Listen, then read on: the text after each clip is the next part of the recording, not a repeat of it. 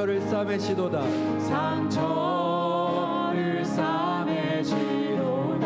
별들의 수를 세시며 별들의 수를 세시며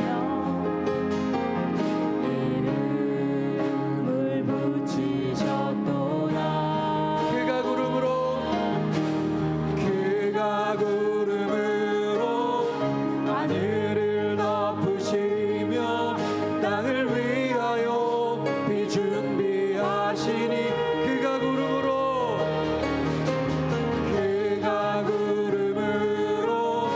하늘을 덮으시며 땅을 위하여 비 준비하시니 예루살렘아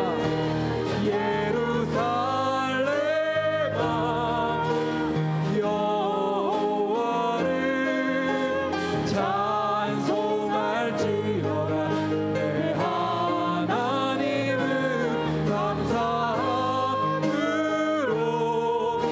그 앞에 나가며 주님제 앞에 예루살렘아 여호와를 찬송할지어다.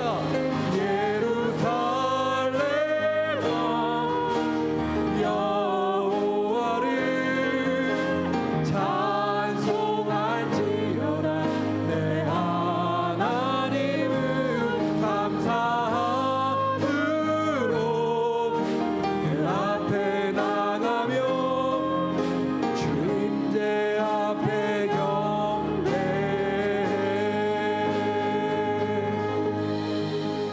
할렐루야. 이 믿음의 고백이 우리의 교회의 고백이 될 수 있기를 간절히 원합니다. 아멘.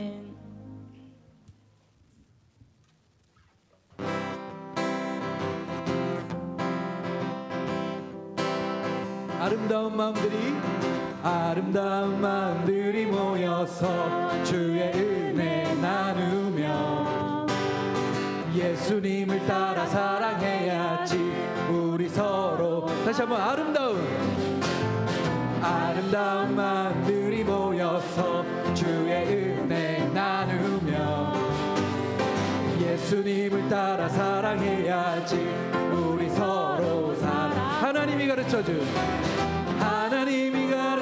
한 가지 내 이웃을 내 몸과 같이 사랑해요. 미움 다툼씩 버리고 우리 서로 이 다음에 예수님을 만나면 우리 뭐라 말할까. 그때는 부끄러움 없어야지. 우리 서로 사랑해. 하나님이 가르쳐준 한 가지 내 이웃을 내 몸과 같이 미움 다툼 시기 질투 버리고 우리 서로 다시 한번 아름다운 마음들이 모여서 주의 은혜 나누며 예수님을 따라 사랑해야지. 우리 서로 사랑해. 하나님이 가르쳐준 한 가지 내 이웃을 내 몸과 같이 미움 다툼 시기 질투 버리고 우리 서로 사랑해. 네.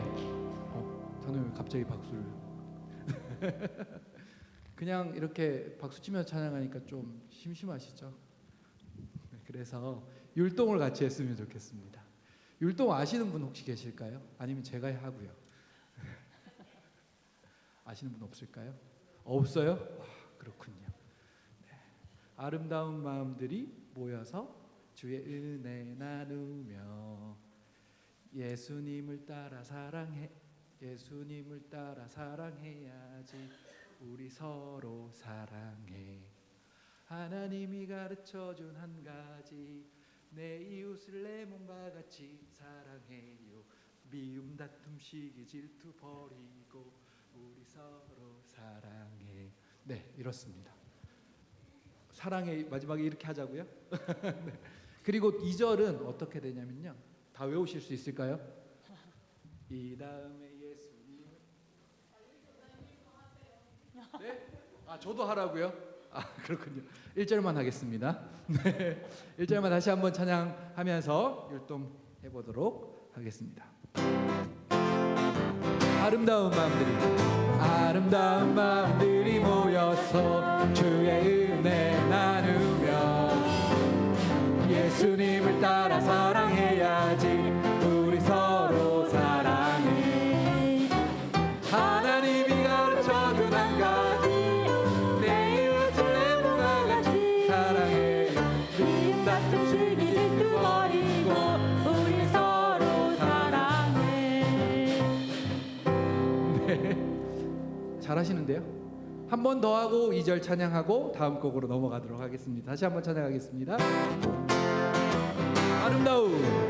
아름다운 마음들이 모여서 주의 은혜 나누며 예수님을 따라 사랑해야지. 우리 서로 사랑해. 하나님이 가르쳐준 한 가지, 내 이웃을 내 몸과 같이 사랑해요. 미움 다툼 시기 질투 버리고 우리 서로 사랑. 이 다음에 예수님을 만나면 우리 뭐라 말할까. 그때는 부끄러움 없어야지. 우리 서로 사랑. 하나님이 가르쳐준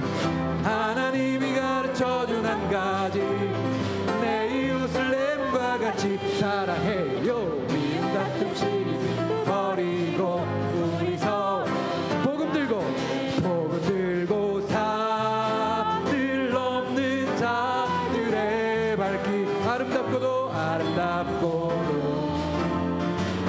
아름답도다. 평화 전하며 복된 소식을 외치. 주님 다스리십니다. 주 다스리시네.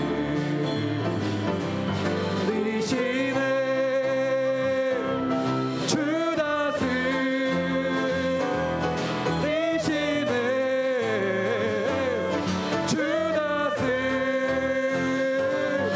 다스리시네. 복음 들고 사들 없는 자들의 발길. 아름답도다.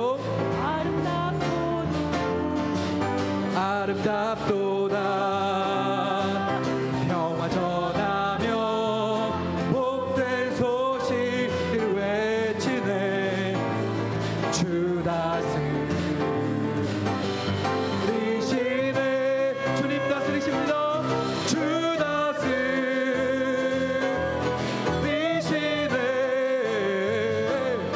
주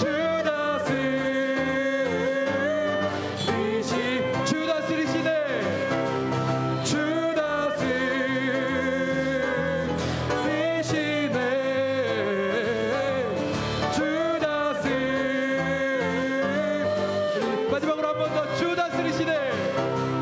주 다스리시네.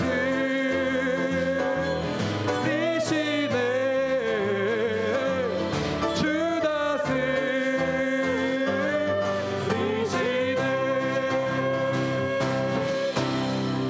하나님 영광의 박수 올려드립시다. 할렐루야.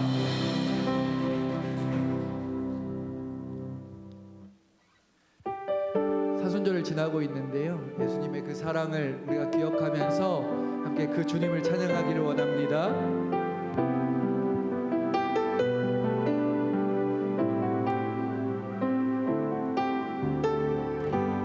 아버지 사랑 내가 노래해.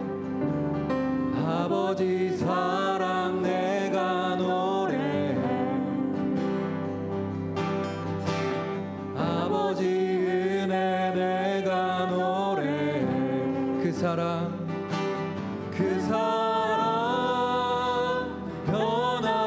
변함없으신, 거짓 없으신, 성실하신 그 사랑.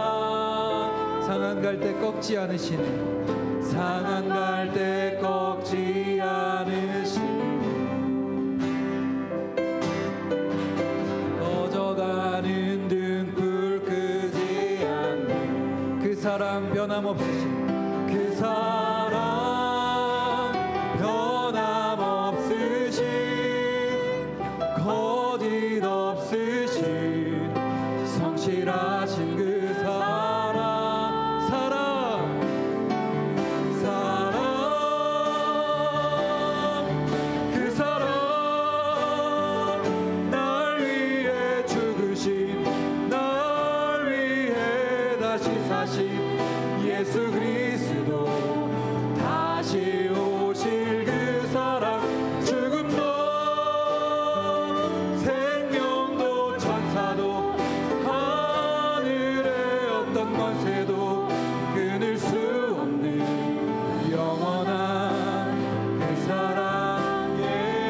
다시 한번 고백합시다. 아버지 사랑,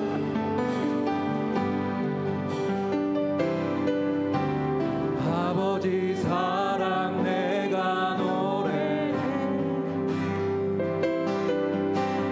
아버지 은혜 내가 노래해. 그 사랑 변함없으신 거짓 없으신 성실하신 그 사랑, 상한 갈 때 꺾지 않으시는, 상한 갈 때 꺾지 않으시는,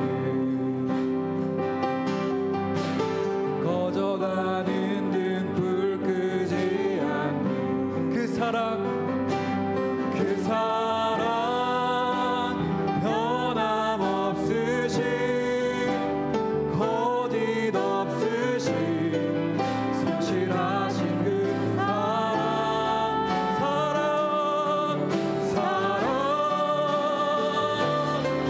그 사랑,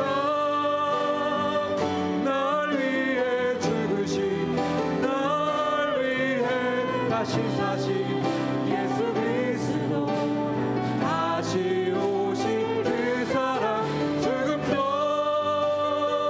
생명도 천사도 하늘의 어떤 권세도 끊을 수 없는 영원한 그 사랑, 예수 그 사랑, 그 사랑, 날 위해 죽으신, 날 위해 다시 사신 예수 그리스도, 다시 오실 그 사랑, 죽음도 생명도 천사도 하늘의 어떤 권세도 끊을 수 없는 영원한 그 사랑, 예, 영원한 그 사랑 예수, 영원한 그 사랑 예수, 영원한 그 사랑, 영원한 그 사랑 예수. 이 시간 잠깐 기도하기를 원하는데요, 하나님께서 우리에게 베푸신 그 사랑, 생명까지 내어주신 예수님의 그 사랑 우리가 기억하기를 원합니다. 그것이 우리의 삶의 목적이요 이유임을 고백하며 그렇게 주님 앞에 나아가기를 원합니다.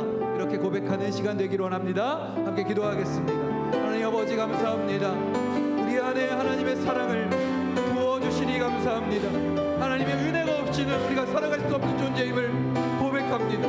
하나님 변함없으시고 성실하시고 신실하신 그 주님 앞에 우리가 사랑을 고백하며 나아갑니다. 하나님의 사랑이 없이는 우리가 사랑을 말할 수 없고, 예수 그리스도의 사랑 없이는 우리가 사랑을 말할 수 없는 존재임을 깨닫게 하여 주시고 알게 하여 주셔서 주님의 그 뜻하신 대로 주님의 사랑을 힘입어 주님 앞으로 더욱 깊이 나아가기를 원하오니, 하나님 아버지 우리 가운데 역사하여 주시고 함께하여 주옵소서. 주님을 바라보며 주님 앞에 나아갑니다. 주님을 찬양합니다. 주님께서 아버지 우리 가운데 역사하여 주시고 함께하여 주옵소서.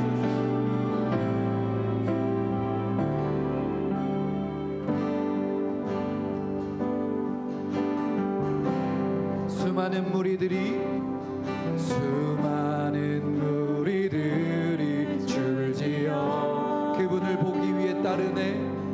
그분을 보기 위해 따르네. 평범한 목수이신 그분 앞에 모든 무릎이 꿇어 경배하네. 모든 문제들 하나하나 죽음까지도 힘을 잃고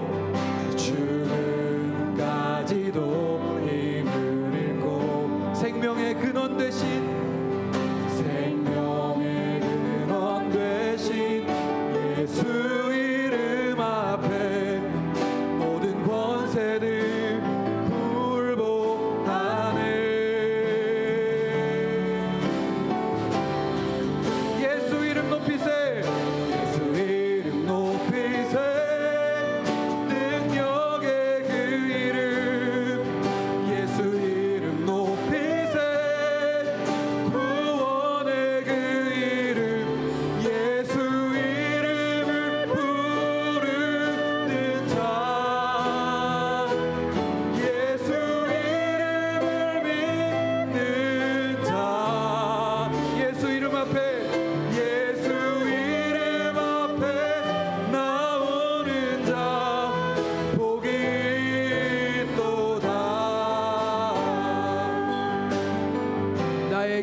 실패하고 나의 계획이 실패하고 나의 소망이 끊어질 때 나의 소망이 끊어질 때 삶의 주관자 되신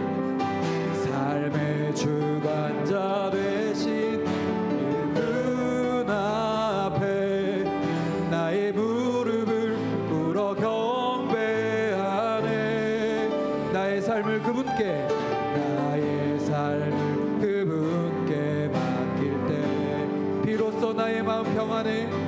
비로소 나의 마음 평안해. 구원의 반석 되신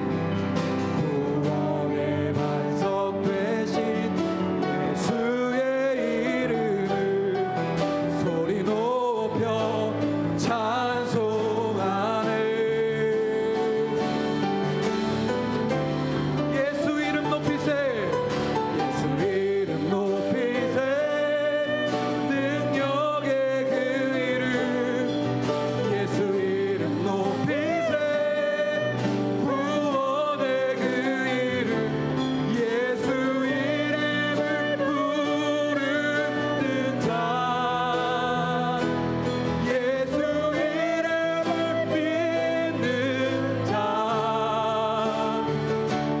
예수 이름 앞에 나오는 자 복이 또 우리 엄마 마음도 찬양하겠습니다. 예수 이름 높이세. 예수 이름 높이세. 능력의 그 이름 예수 이름 높이세. 구원의 그 이름 예수 이름을 부르는 자 예수 이름을 믿는 자 예수 이름 앞에 나오는 자 복이 또다. 이 시간 조용하게 주님 앞으로 더 깊이 나아가기로 원합니다. 주님의 이름을 높이며 주님을 경배하며 예배 가운데 더 깊이 나아가기로 원합니다. 이 고백을 함께 하시며 예배 가운데로 나아가도록 하겠습니다. 기도하겠습니다.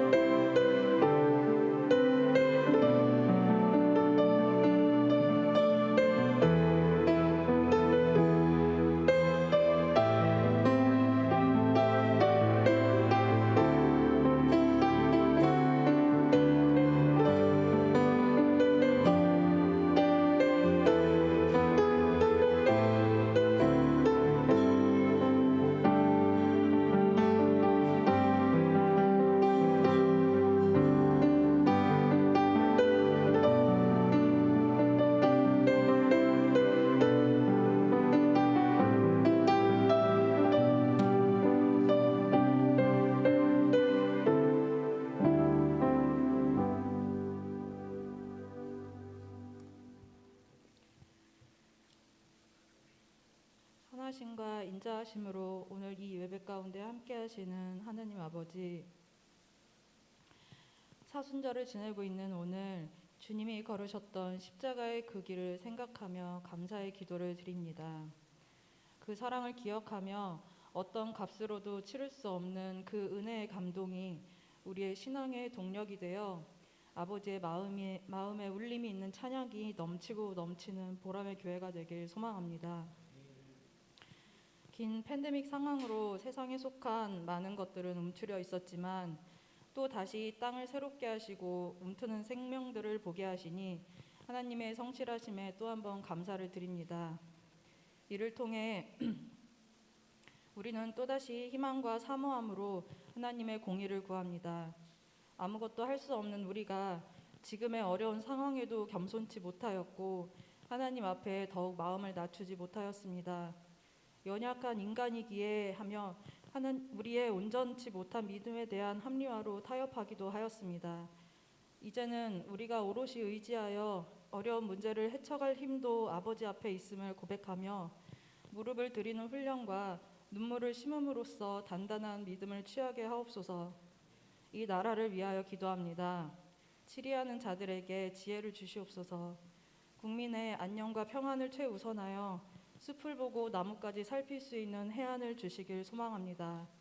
그로 인해 국민들도 나라를 신뢰하고 행복이 넘치게 하옵소서.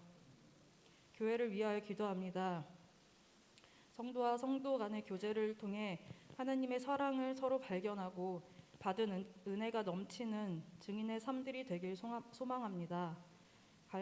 갈급한 마음, 누추한 형편, 병환으로 고통 속에 있는 성도님들을 두루 굽어 살피시어 각 성도가 하나님의 메신저로서 중보하기를 주저하지 않는 교회 되길 소망합니다. 비전과 사명을 발견하기 위하여 학업에 정진하고 진학을 앞둔 다음 세대들과 취업과 결혼을 앞둔 청년들의 간절한 간구 또한 들어주시길 소망하며 특별히 말씀을 전하시는 목사님의 말씀 선포 속에 살아계시는 성령님의 임재가 있길 은혜 내려 주시옵소서. 각 자리마다 맡은 일에 열심을 쏟는 손길에도 기쁨이 넘치길 소망합니다. 모든 것에 감사드리며 예수님의 이름으로 기도합니다. 아멘.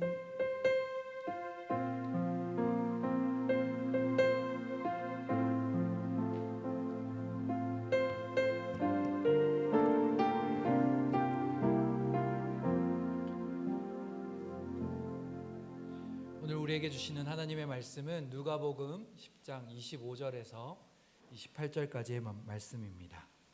누가복음 10장 25절에서 28절까지의 말씀을 함께 합독해서 읽도록 하겠습니다. 누가복음 10장 25절에서 28절까지의 말씀입니다. 함께 읽겠습니다. 시작. 어떤 율법 교사가 일어나 예수를 시험하여 이르되 선생님, 내가 무엇을 하여야 영생을 얻으리이까? 예수께서 이르시되 율법에 무엇이라 기록되었으며 내가 어떻게 읽느냐? 대답하여 이르되 내 마음을 다하며 목숨을 다하며 힘을 다하며 뜻을 다하여 주 너의 하나님을 사랑하고 또한 내 이웃을 내 자신과 같이 사랑하라 하였나이다. 예수께서 이르시되 내 대답이 옳도다. 이를 행하라. 그러면 살리라 하시니. 아멘. 1여전도에 나오셔서 특송하시겠습니다.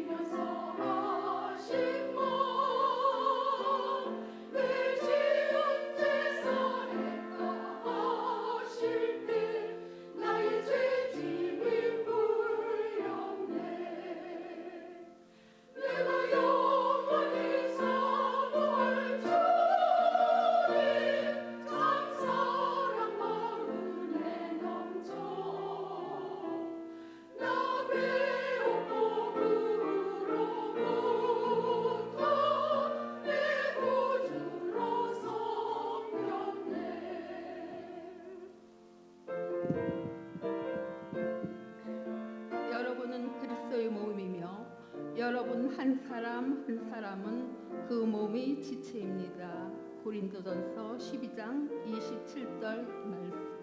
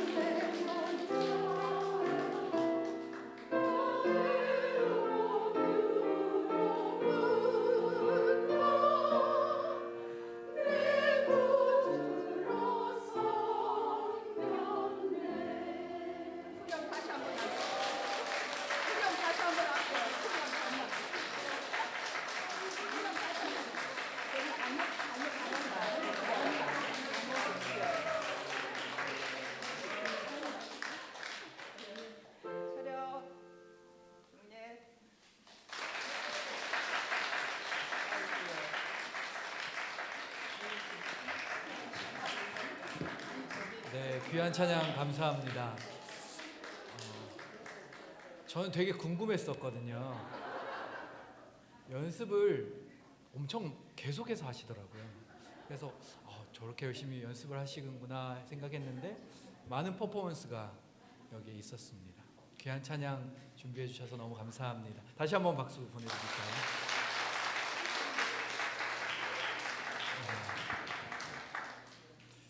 은혜가 됩니다. 사실은 제가 말씀을 전하기 전에 찬양을 한 곡 하고 말씀을 전하려고 했거든요. 근데 안 하고 해도 될 것 같습니다.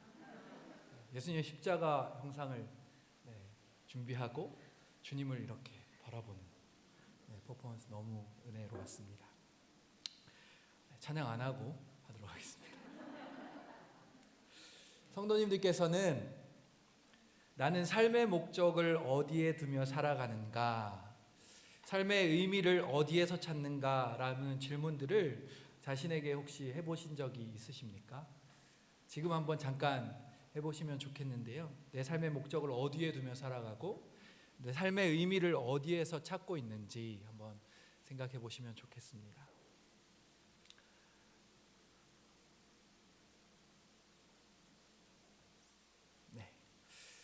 책을 읽다가 이 질문 앞에 제가 멈춰섰던 적이 있었는데요. 나는 누구인가라는 손봉호 목사님의 쓴 책이었습니다.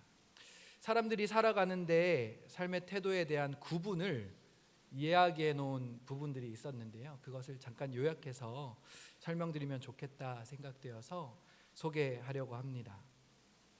이 이야기를 하는 이유는 삶의 의미에 대해서 우리가 좀 더 깊이 생각해 보기 위함인데요. 도덕 수업이나 철학 수업, 이런 교양 수업들에서 많이 다루는 이야기들인데 한번 들어보시고 잠깐 생각해 보시면 좋을 것 같습니다. 첫 번째 삶에 대한 견해는 허무주의입니다. 이 허무주의는 삶 자체에 의미가 없다는 견해인데요. 허무주의가로 유명한 쇼펜하우어라는 사람은 이런 이야기를 했습니다. 인생이란 욕망을 충족시키기 위한 투쟁과 그것이 만족되었을 때 엄습해오는 권태 사이에 마치 시계추처럼 왔다 갔다 할 뿐이다. 그저 아무런 의미 없이 욕망과 또 권태 사이에서 왔다 갔다 하다가 죽음을 맞이하게 된다는 말인 것이죠. 이런 견해를 가지고 있는 사람들은 삶을 비극적으로 결말 맺기도 합니다. 왜냐하면 삶의 목적과 의미가 없기 때문이죠. 그런데 사실 인간에게는 누구에게나 생존 욕구가 존재하고 삶의 목적과 의미가 없다는 결론은 삶의 의미와 목적을 알기 위한 이야기에는 별로 도움이 되지 않는 결론이기 때문에 이 이야기는 그냥 넘어가도 될 것 같습니다. 그리고 쇼펜하우어도 자신의 삶을 비극적 결말로 마무리한 것이 아니라 아버지로부터 받은 유산을 철저히 관리해서 여생을 풍족하게 살았다고 알려져 있기 때문입니다. 그의 삶이 그의 말과 너무 다른 삶을 살았다는 것을 볼 수 있는 것이죠. 첫 번째는 무슨 주의라고 말씀드렸죠? 허무주의. 네, 벌써 잊어버리셨습니까? 네, 허무주의입니다. 두 번째로는 염세주의인데요. 이 세상에서의 삶이란 그보다 더 훌륭한 다음 세상을 위한 준비라는 의미밖에 없는 것으로 보는 견해입니다. 이 세상에서의 삶을 부정적인 것으로 보는 관점에서는 허무주의와 비슷하지만 전혀 의미가 없는 것이 아니라 더 좋은 것을 위한 준비 단계다. 지금의 삶이 말이죠. 그렇다는 것에 의미를 찾고 있죠. 그러나 이 세상에서의 삶을 매우 소극적이고 부정적으로 평가하고 그렇게 만들기 때문에 좀 더 뜻있게 적극적으로 살아가기에는 어려운 견해라고 할 수 있습니다. 두 번째는 뭐라고요? 네, 잘 들어주시기 바랍니다. 염세주의입니다. 세 번째로는 쾌락주의인데요. 삶의 궁극적인 목적은 최대한 행복하고 즐겁게 사는 것이라는 견해입니다. 이 쾌락, 행복이 무엇이냐에 따라 엄격한 금욕 생활을 강조하는 에피쿠로스 학파로에서부터 또 먹고 놀고 즐기다가 죽자는 일반적으로 우리가 알고 있는 쾌락주의에 이르기까지 이 안에서도 다양하게 세분화되어서 존재하지만 보통은 쾌락주의라고 이야기하면 먹고 놀고 즐기다 죽자는 쾌락주의를 이야기하는 것입니다. 삶의 목적과 이유에서의 쾌락주의는 본능에 충실하며 사는 것을 의미하기도 합니다. 본능적인 삶이란 인생이 다른 동물들과 다를 바 없다는 결론을 맺게 되기도 하죠. 어떤 쾌락주의자는 가능한 한 많은 사람이 오래 쾌락을 즐기기 위해 금욕과 절제를 할 수 있다. 많은 사람들이 오래 쾌락을 즐기기 위해서 절제와 금욕을 할 수 있다. 주장도 하지만 다른 사람을 위해 자신의 욕망을 참는다는 것이 쾌락주의와는 조금 어울려 보이지 않지 않습니까? 또 반대로 자신의 쾌락만을 추구하다 보면 사회는 인간이 살 수 없는 전쟁터가 되어버릴 것이기 때문에 결국 아무도 진정한 쾌락을 누리지 못하게 될 것이라는 결론에 도달하게 되죠. 그래서 쾌락주의를 통해 진짜 쾌락, 진짜 행복을 얻을 수는 없다.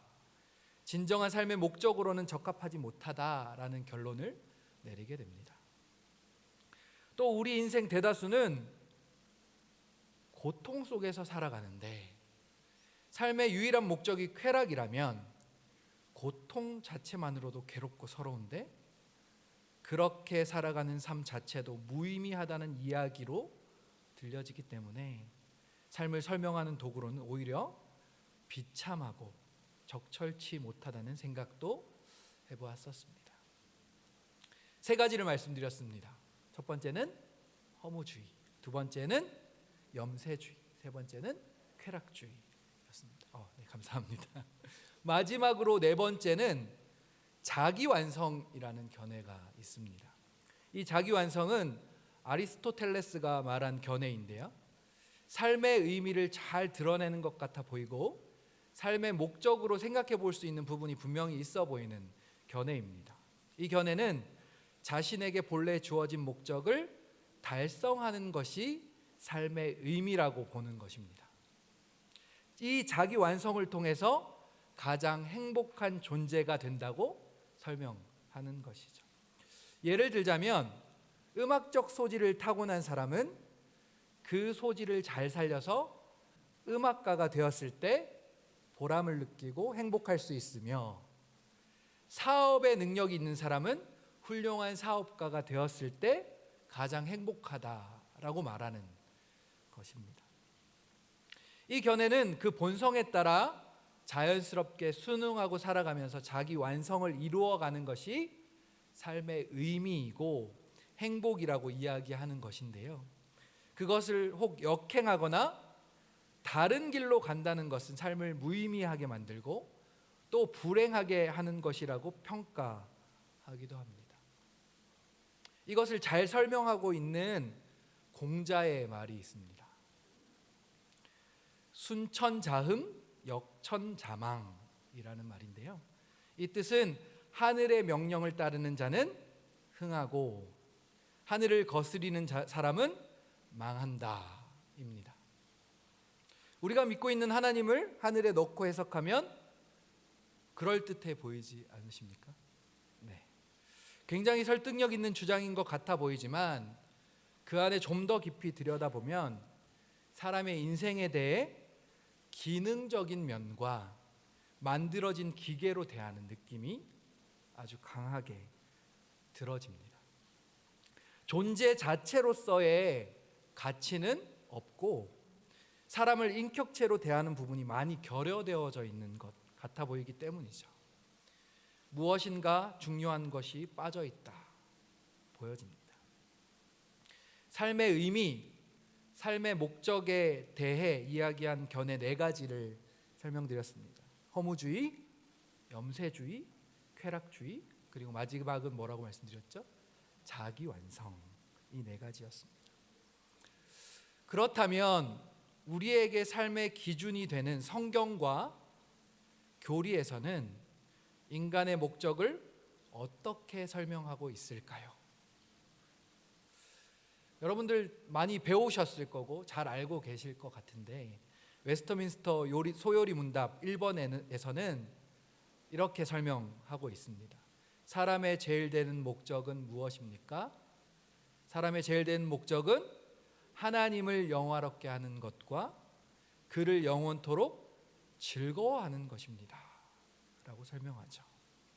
하나님께 영광 돌리기 위해 존재하고 하나님을 영원토록 즐거워하는 것에 삶의 이유가 있다 말하는 것입니다. 그런데 그 안에는 중요한 개념이 하나 포함되어 있습니다. 그 개념이 무엇일까요? 바로 그것은 사랑이라는 개념입니다. 위의 교리에서는 하나님께 영광을 돌리며 영원한 구원을 통해 하나님을 즐거워하는 것이라고 궁극적 목적을 설명하고 있지만, 그리고 그것이 맞지만 성경 안으로 더 들여다보면 이것은 사랑으로만 가능하다라고 말합니다. 하나님께 영광 돌리는 여러 가지 방법 중 하나가 사랑이 아니라 사랑이 가장 기본적이고 근본적인 길이라고 말하는 것이죠. 오늘 본문 누가복음 10장에 보면 율법교사와 예수님의 대화가 등장합니다. 여기서 율법교사는 질문 하나를 예수님께 던지고 있죠. 의도는 불순했지만 그 질문은 우리의 인생에 있어서 가장 중요한 질문이다 여겨지기도 합니다. 그 질문은 무엇이었습니까? 무엇을 하여야 영생을 얻겠습니까? 다른 말로 하면 우리의 삶의 인생의 목적이, 우리의 인생의 이유가, 우리의 생의 이유가 무엇입니까? 라는 말로도 이야기할 수 있을 것 같습니다. 그랬더니 예수님께서 율법을 통해서 율법 교사에게 이렇게 대답하십니다. 너의 모든 것을 다해 사랑하라. 인생의 목적, 인생의 삶의 이유는 사랑이다 라고 말씀하시는 거죠. 하나님을 사랑하라. 또한 내 이웃을 내 자신과 같이 어떻게 하라고요? 사랑하라. 사랑하라. 그리고 사랑하라 라고 말씀하고 계신 것입니다. 이 율법은 신명기 6장 5절에서 너는 마음을 다하고 뜻을 다하고 힘을 다하여 내 하나님 여호와를 사랑하라 라는 말씀과 레위기 19장 18절에 원수를 갚지 말며 동포를 원망하지 말며 내 이웃 사랑하기를 내 자신과 같이 사랑하라 나는 여호와이니라 이 말씀을 함께 가지고 와서 요약한 말씀인 것이죠. 또한 하나님께서 모세에게 주셨던 계명들 10가지 계명, 10계명을 요약한다면 이렇게 요약할 수 있겠습니다. 너무나 잘 알고 계시죠. 1계명부터 4계명까지는 하나님을 사랑하는 것, 5계명부터 10계명까지는 이웃에 대한 사랑에 대해서 말씀으로 요약하고 있습니다. 계속 지금 제가 말씀드릴 건데 다들 잘 알고 계시는 말씀들이실 겁니다. 고린도전서 13장 13절에서 바울도 이렇게 말하고 있습니다. 그런즉 믿음, 소망, 사랑 이 세 가지는 항상 있을 것인데 그 중에 제일은 사랑이라. 사도 요한은 요한일서 4장 16절에서 아예 대놓고 이렇게 말하고 있습니다. 하나님은 사랑이시라. 하나님은 사랑이십니다. 제 아래 있는 인생에 나타내 보여주신 하나님의 사랑을 의미하는데 이것을 로마서에서는 이렇게 설명하고 있습니다. 로마서 5장 6절과 8절을 세번역 성경으로 제가 읽어드리도록 하겠습니다. 잘 들어봐 주시면 좋겠습니다. 우리가 아직 약할 때에 그리스도께서 제때에 경건하지 않은 사람들을 위하여 죽으셨습니다. 우리가 아직 죄인 되었을 때에 그리스도께서 우리를 위하여 죽으셨습니다. 이리하여 하나님께서는 우리들에 대한 자기의 사랑을 실증하셨습니다. 사랑을 십자가로 증명하신 것이죠. 이것이 하나님 사랑의 증거입니다 라고 말하는 것입니다. 사실 삶의 목적이, 삶의 이유가 사랑이다 라는 것을 제가 지금 계속해서 말하고 있잖아요. 말씀들을 통해서 말하고 있는데 우리 안에는, 인생 안에는 스스로 드러낼 수 있는 사랑이 없습니다. 최근에도 마찬가지이지만 아이들이, 쌍둥이들이 2살, 3살 때에 육아를 옆에서 계속 좀 도우면서 사람이 자신의 힘으로 다른 사람을 온전하게 사랑할 수 없는 존재임을 깨닫곤 했습니다. 이 쌍둥이들이 밤에 왜 이렇게 안 자고 놀자고 그러는지, 저는 졸려 죽겠는데 안 놀아주고 그냥 좀 재우려고 막 토닥토닥하고 노래 불러주고 하면 왜 이렇게 울고 안 그치는지. 그래서 세게는 아니지만 제가 엄마 모르게 꿀밤도 좀 때려봤고요. 코도 좀 잡아당겨 보고요. 잘 때까지 그냥 울려보기도 했었습니다. 그러면서 참 나는 사랑 없는 존재구나, 사랑 없는 아빠구나 라는 생각을 하게 되었죠. 오히려 쌍둥이 엄마는 좀 더 아이들을 사랑으로 대하는 것을 옆에서 보면서 대단하다, 엄마는 역시 좀 다르구나 생각하지만 막상 와이프와 대화를 해보아도 아내의 고백도 매 마찬가지였습니다. 여보, 난 정말 사랑이 없는 엄마인가 봐. 부모의 사랑뿐만 아니라 자기네들의 사랑도 그랬습니다. 쌍둥이들이 태어난 지 얼마 안 되었을 때 자기네들끼리도 어찌나 싸웠는지 모릅니다. 그 조그만한 아이들이 말이죠. 엄마 아빠 안 볼 때 갑자기 장난감으로 때리고 머리를 잡아당기고 눈 찌르고 얼굴 핥히고 밀고 난리도 아니었습니다. 요즘은 둘이서 조금 친하게 놀 때도 가끔씩 있기는 한데요. 궁극적으로 엄마와 아빠의 사랑을 반으로 나눠 받아야 한다라고 생각하는 자들의 전투일지도 모르겠습니다. 에서와 야곱처럼 말이죠. 태어나서부터 죽을 때까지 우리는 사랑하며 살아야 하는 존재라고, 그것이 삶의 목적이고 이유라고 율법에서도 이야기하지만 어린아이부터 어른까지 자신 안에 사랑이 없음이 환경과 상황에 따라 적나라하게 드러나기도 합니다. 오히려 그 사랑을 받기만 좋아했지 사랑할 줄 모르는 존재라는 것 느끼고 계시지 않습니까? 그런데 진짜 사랑이 사람을 변화시킵니다. 인생을 변화시킵니다.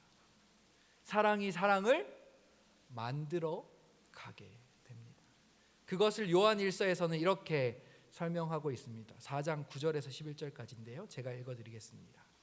하나님의 사랑이 우리에게 이렇게 나타난 바 되었으니 하나님이 자기 독생자를 세상에 보내심은 그로 말미암아 우리를 살리려 하심이라. 사랑은 여기 있으니 우리가 하나님을 사랑한 것이 아니요 하나님이 우리를 사랑하사 우리 죄를 속하기 위하여 화목 제물로 그 아들을 보내셨습니다. 사랑하는 자들아, 하나님이 이같이 우리를 사랑하셨은즉 우리도 서로 사랑하는 것이 마땅하도다. 이렇게 말씀하고 계시죠.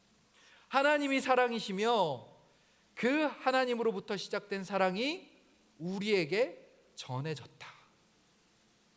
예수 그리스도의 십자가의 사랑을 통해 그 사랑으로 인해 우리가 하나님을 사랑할 수 있게 되었고 또 서로를 사랑할 수 있게 되었다. 그것이 마땅한 일이다 라고 말하고 있는 것입니다. 하나님으로부터 전해진 사랑, 하나님으로부터 온 그 사랑이 우리 안에 있을 때에 우리가 하나님을 사랑할 수 있고 이웃을 사랑할 수 있다 말하고 있는 것이죠. 그런데 이러한 사랑은 주어진 대로 또 받은 대로 그대로 행해지는 것이 쉬울까요? 어려울까요? 쉬우신가요? 네, 대답들을 안 하시죠. 쉬우실까요? 어려우실까요? 네, 대답해 주셔서 감사합니다. 그런데 이러한 사랑이 주어진 대로 받은 대로 그대로 행해지지 않는다. 자연적으로 저절로 생겨지는 것이 아니라고 고린도전서 13장에서는 말하고 있습니다. 13장 4절부터 7절까지 세번역 성경입니다. 사랑은 오래 참고 친절합니다. 사랑은 시기하지 않으며 뽐내지 않으며 교만하지 않습니다. 사랑은 무례하지 않으며 자기의 이익을 구하지 않으며 성을 내지 않으며 원한을 품지 않습니다. 사랑은 불의를 기뻐하지 않으며 진리와 함께 기뻐합니다. 사랑은 모든 것을 덮어두고 주며 모든 것을 믿으며 모든 것을 바라며 모든 것을 견딥니다. 여기에 나오는 것들은 인간의 본성으로부터 나온 특징이 아님을 볼 수 있습니다. 오래 참는 것, 친절한 것, 자기의 이익을 구하지 않는 것, 성을 내지 않는 것, 원한을 품지 않는 것. 그러기에 사랑을 위해서는 연단, 많은 인내와 노력과 자기 희생이 뒤따라야 한다고 지금 말하고 있는 것이죠. 그래서 사랑의 노래들을 들을 때면 어떨 때 보면 참 슬프다라는 생각이 드는 노래들이 많이 있기도 합니다. 사랑의 노래 하면 떠오르시는 게 있을까요? 저는 어머니의 사랑 노래가 떠올랐습니다. 나실 제 괴로움 다 잊으시고 기르실 제 밤낮으로 애쓰는 마음, 진자리 마른 자리 갈아니시며 손발이 다닳도록 고생하시네. 하늘 아래 그 무엇이 높다 하리요 어머님의 은혜는 가히 없어라. 어린이집에서 배워왔는지 선생님 마음이라는 노래를 쌍둥이 둘이서 신나게 부르는데 가사가 이렇습니다. 한번 들어보십시오. 선생님 의자에 가만히 앉으면 선생님 마음 모두를 알 것 같아요. 잘 되라고 나무라시고 마음 아파하시던 언제나 우리들을 사랑하시는 선생님 마음. 졸업식 때를 위해서 이 친구들한테, 이 아이들한테 연습시키신 것 같은데요. 무슨 뜻인지도 모르고 둘이서 신나게 부를 때마다 기분이 묘해지는 노래입니다. 하나님께서 에스겔을 통해서 많은 방법으로 예언하게 하시고 말씀을 전하게 하셨는데요. 토판을 가져오게 해서 그곳에 예루살렘 성읍을 그리게 하기도 하고 거기서 일어나는 일들을 시뮬레이션 하는 일들을 통해서 말씀하시기도 하고 백성들이 볼 때 이상한 행동, 왼쪽으로 390일 누웠다가 오른쪽으로 40일 눕도록 하셔서 그것이 무엇을 의미하고 있는지 예언하게도 하셨죠. 그리고 머리털과 수염을 깎아서 불사르도록 하시기도 하시고 여러 가지 비유와 환상들을 통해서 말씀하기도 하셨습니다. 에스겔을 통해서. 그런데 19장에서는 에스겔 19장에서는 노래를 지어 부르게 하셨습니다. 그 노래는 슬픔의 노래, 애가였는데요. 애가 하면 우리나라에 떠오르는 노래가 하나 있죠. 아리랑. 아리는 가슴이 사무치게 그립다라는 뜻이고요. 랑은 낭자를 이야기할 때 그 랑으로 해석합니다. 그러니까 아리랑은 가슴이 아리도록 사무치게 그리운 님을 향한 노래인 것이죠. 또 다른 아리랑에서는 아리아리랑 쓰리쓰리랑이라고 불려지는 부분이 있잖아요. 이 아리는 아리다, 쓰리는 뭘까요? 쓰리다 라는 뜻을 가지고 있습니다. 이러한 노래의 배경에는 무너져가는 나라를 향한 사랑의 마음이 깊이 담겨져 있는 것으로 해석할 수 있습니다. 이 애가는 지금까지 전해 내려오면서 우리에게 전하는 메시지가 있죠. 나라를 향한 사랑의 메시지인 것입니다. 그런데 에스겔에게 지어 부르도록 하신 애가는 왕들의 잘못을 꼬집고 그들이 갈고리에 끌려가게 되는 그것으로 인해 나라가 망하게 되었다는 슬픈 노래였습니다. 그리고는 이렇게 말씀하셨죠. 에스겔 19장 14절 하반절입니다. 이것이 애가라. 후에도 애가가 되리라. 슬픔과 가품, 고통의 노래가 계속 그러한 노래로 불릴 것이다. 이렇게 이야기하고 있습니다. 사순절 기간을 지나면서 여러분들의 마음 가운데 혹여나 슬픔이 있지는 않으십니까? 슬픈 노래로 예수님의 십자가를 부르고 있지는 않으십니까? 우리에게도 그런 슬픈 노래처럼 불려지는 것들이 있습니다. 그런데 신비하게도 그 슬픔의 노래는 기쁨의 노래이기도 합니다. 패배의 노래처럼 들려졌지만 승리의 노래가 된 이야기가 담긴 노래인 것이죠. 그것이 바로 십자가의 사랑과 부활의 노래인 것입니다. 예수 그리스도께서 우리 죄 때문에 지신 그 십자가는 우리에게 고통과 슬픔의 노래입니다. 왜냐하면 나를 대신해서 그 십자가에 죽으셨기 때문이죠. 그러나 그 십자가를 통과할 때 새 생명을 얻고 영원한 생명을 통해 하나님을 계속해서 알아가게 되는 사귐의 시간, 기쁨의 노래, 승리의 노래, 사랑의 노래이기도 한 것입니다. 그래서 이것이 애가라. 그러나 후에는 기쁨의 노래, 승리의 노래, 사랑의 노래가 되리라. 우리에게 말씀하시는 은혜의 이야기인 것입니다. 이따 예배 마치고 부르게 될 찬양도 슬픔의 노래처럼 들려지지만 그 안에 기쁨이 있다는 것을 여러분들이 아시게 될 것입니다. 만왕의 왕 내 주께서 왜 고초당했나, 이 벌레 같은 날 위에 그 보혈을 흘렸네. 십자가 내가 처음 볼 때에 나의 마음에 큰 고통 사라져. 오늘 믿고서 내 눈 밝았네. 참 내 기쁨 영원하도다. 아멘. 그 십자가로 베푸신 사랑이 우리에게 전해져서 다시 그 십자가를 사랑하는 그 사랑이 우리의 삶의 목적이자 이유이다 라고 이야기하는 것이죠. 그래서 이 십자가의 슬픈 노래 애가가 기쁨의 노래가 되는 것입니다. 주님의 십자가를 내가 사랑합니다. 그 기쁨의 노래가, 그 기쁨의 고백이, 그 기쁨의 은혜의 고백이 이 사순절 기간 동안 모든 성도님들 가운데 가득하시기를 주님의 이름으로 축복합니다. 이 시간 함께 151장 함께 찬양하도록 하겠습니다.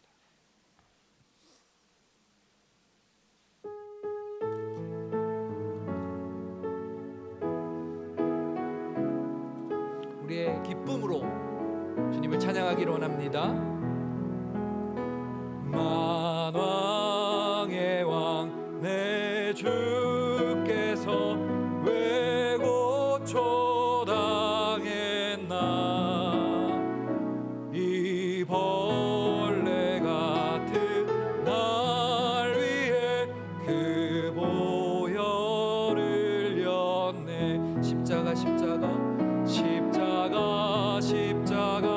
내가 처음 볼 때에 나의 맘에 큰 고통 사라져.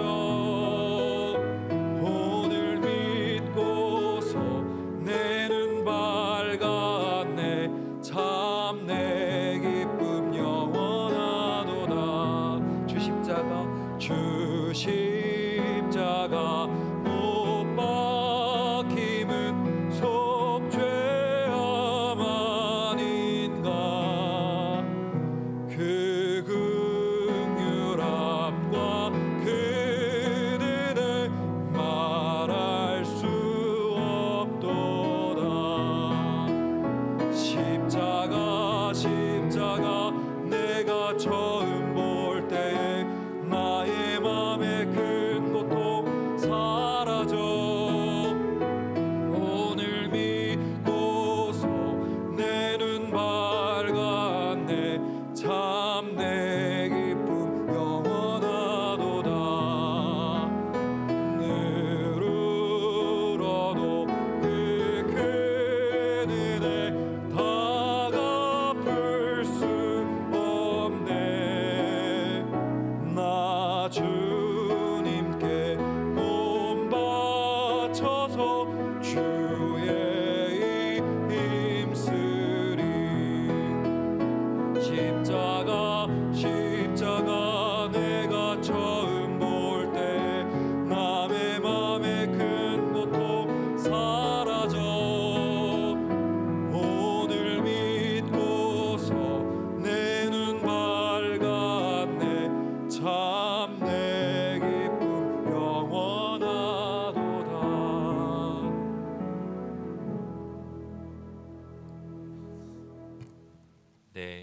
소식은 주보를 참조해 주시기 바랍니다. 교회 소식은 따로 나누지 않지만 궁금한 건 하나 풀어야겠습니다. 1년 전도에 오늘 키 조정하셨습니까? 아까 키 2개 낮추신다고 그러시던 거 들었는데 안 낮추시고 그냥 하신 겁니까? 두 번째, 1년 전도에는 노래 잘하는 사람만 들어갈 수 있는 겁니까? 네, 진심입니다. 진심. 우리 교회는 노래를 잘해야만 올 수 있는 것인가? 그럼 전 잘못 온 것 같다 이런 생각을 했는데요. 네, 옥구슬이 굴러가는 줄 알았습니다. 오늘은 참을 수가 없어서 네, 네, 얼마나 소중한지 모릅니다. 그 시스테매틱하게 십자가로 탁 변신하는 것을 보면서 하늘 소리가 위기다라는 생각을 했습니다. 네, 제2의 하늘 소리 창단을 추진해 보도록 한번 해보면 좋겠다 생각했고요. 기관별 찬양 대회를 옛날에 하셨던데 너무 기대되고 설레인다 이런 생각이 들었습니다. 네, 어느 날 또 1년 전도회가 1등할 것 같아갖고 잘 모르겠는데 네, 그렇습니다. 너무 감사하고 소중하고 자꾸 어디 도망가려고 하지 마시고 1년 전도회가 가장 큰 힘이 되주셔야 된다는 사실 기억하시면서 곳곳에서 활약해 주시기를 기도하고 있습니다. 네, 기도와 전도 또 그 외에 많은 것들을 하실 일이 얼마나 많은지 모르겠는데요. 네, 함께 해주시면 감사하겠습니다. 또 1년 전도회만 그렇겠습니까? 오늘 원래 하신 일남선교회 마찬가지이시고 다 소중합니다. 근데 오늘 하여튼 깜짝 놀랐습니다. 제가 부임한 이래로 특송 보다가 제일 크게 웃고 제일 즐거워했던 것은 어쩔 수 없는 사실인 것 같습니다. 빵 터졌습니다. 참을 수가 없더라고요. 하여튼 다 웃겼습니다. 이렇게 표현하면 안 되죠. 근데 하여튼 너무 은혜가 되었는데 웃겼습니다. 네, 너무 좋았다는 뜻입니다. 근데 제가 일부러 좀 세게 표현하는 경향이 있어서 너무 감사합니다. 함께 할 수 있어서 너무 행복하고요. 정말로 다른 광고는 주보를 참조하시고 아마 오늘 예배 후에 또 성경 공부반 있을 텐데요. 참여하시는 분들 함께 은혜 누리시면 좋겠습니다. 우리 하나님이 기대하시는 마음을 담아서 자리에서 일어나셔서 결단의 찬양 올려드리겠습니다.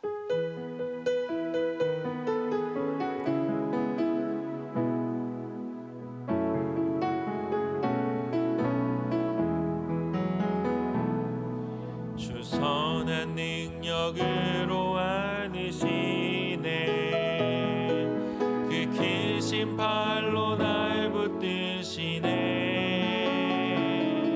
절망 속에도 흔들리지 않고 사랑하는 주 얼굴 우리 그 믿음으로 걸어가겠다는 고백 담아서 한 번 더 고백합시다. 주 선한 능력으로 안으시네 그 크신 발로 날 붙드시네 주님 우리를 그렇게 붙들고 계십니다. 절망 속에도 흔들리지 않고 사랑하는 주 얼굴 구하리 선한 능력으로 일어서리 주만을 지어리 믿음으로 우리 고대 안에 주 오실 그날 영광의 새날을 맞이 선한 능력으로 일어서 걸어갑니다. 선한 능력으로 일어서리 주만을 지어리 믿음으로 우리 고대 안에 주 오실 그날 승리의 새날을 맞이하리.